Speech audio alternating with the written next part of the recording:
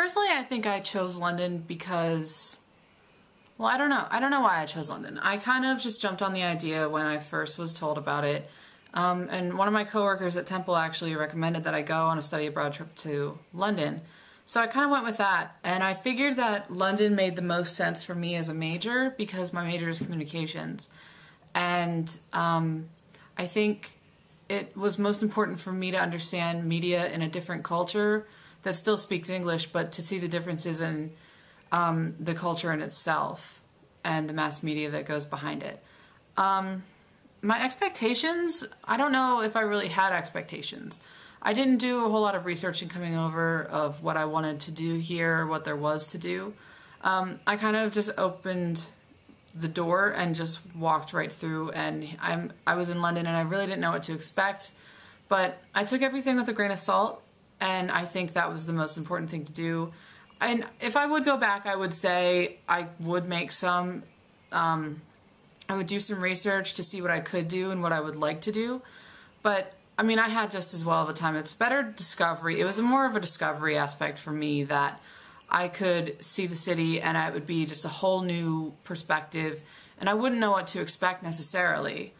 My favorite thing about London was that it is so vast and there is so much to it and it's just a huge city. I really liked that, you know, it really encourages you and engages you to go out and do something. There's so much to see. There's so many little parts and towns and villages that make up the city itself as a whole. And I think that's really interesting and fascinating. I mean, one of my favorite things to do is, you know, after work or after class, I would just jump on a bus to somewhere and see where it goes and just, you know, take a look at the view. I think it was really important for me to understand that, you know, I'm not going to see everything in London. And, you know, that's the way it has to be. I mean, I was really excited to see what I did see, and I saw a lot. But it was just, you know, it's just an amazing opportunity. It's an amazing city. I love the city. But it was a lot to see. Some of the challenges I think I faced, let's see the challenges. I would say I had a lot of personal challenges. I had to really become more outgoing, more than I was at Temple, because I wasn't comfortable here as I am back at Temple. I had to make new friends, and I had to really understand the ways of the British culture and the ways that people interact with each other. And, you know, you just can't go up to somebody and start talking. There's a certain etiquette about it.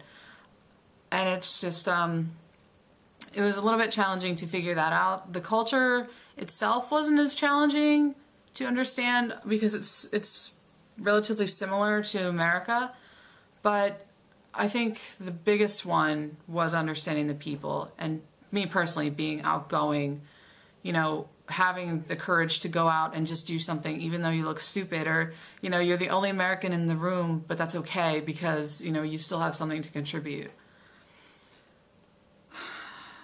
If I could tell myself one thing 3 months ago that I knew now, it would be, you know, not to be scared to take control or to take an action. This whole trip was really about me growing personally, professionally, and intellectually. And I feel that I've done all that. And I think that really stemmed from not having the, you know, not being scared to talk to people, not being scared to do something by yourself.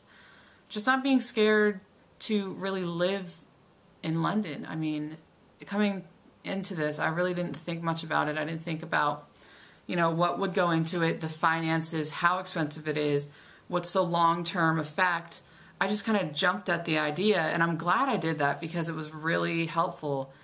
And it showed me that, you know, this was really the best decision I've really ever made in my life. And I feel that it stemmed out of something that was a little bit haphazard, really.